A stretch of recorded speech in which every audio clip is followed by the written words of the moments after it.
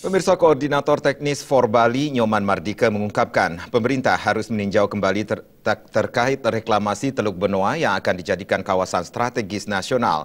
Dalam hal ini, pemerintah diminta untuk segera mencabut Perpres nomor 51 tahun 2014.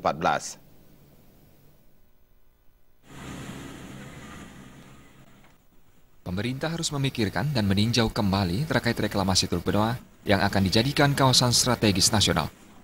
Masa periode pemerintahan Presiden Susilo Bambang Yudhoyono disebutkan bahwa Teluk Benoa merupakan bagian dari program Master Plan Perencanaan Pembangunan Ekonomi Indonesia atau MP3EI.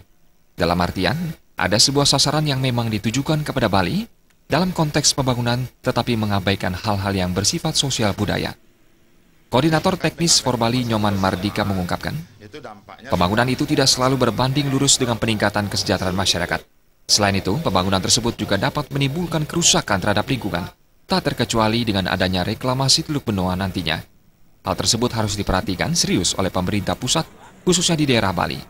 Karena jika diabaikan, maka sudah barang tentu akan menimbulkan permasalahan serius ke depannya.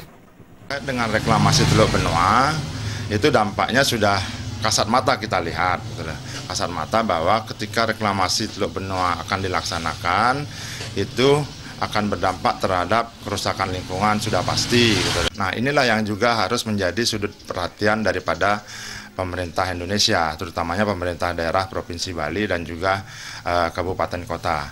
Nah, jika ini tidak dilihat atau diabaikan oleh pemerintah daerah, oleh pemerintah pusat, sudah tentu konsep proses perencanaan daripada pemerintah pusat yang akan menjadikan Teluk Benoa sebagai kawasan yang akan direklamasi sebagai kawasan yang istilahnya strategis tadi, kawasan pembangunan strategis, ini mengabaikan hak-hak dasar masyarakat Bali.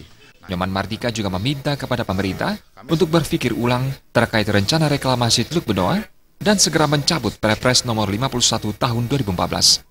Andika dan Indra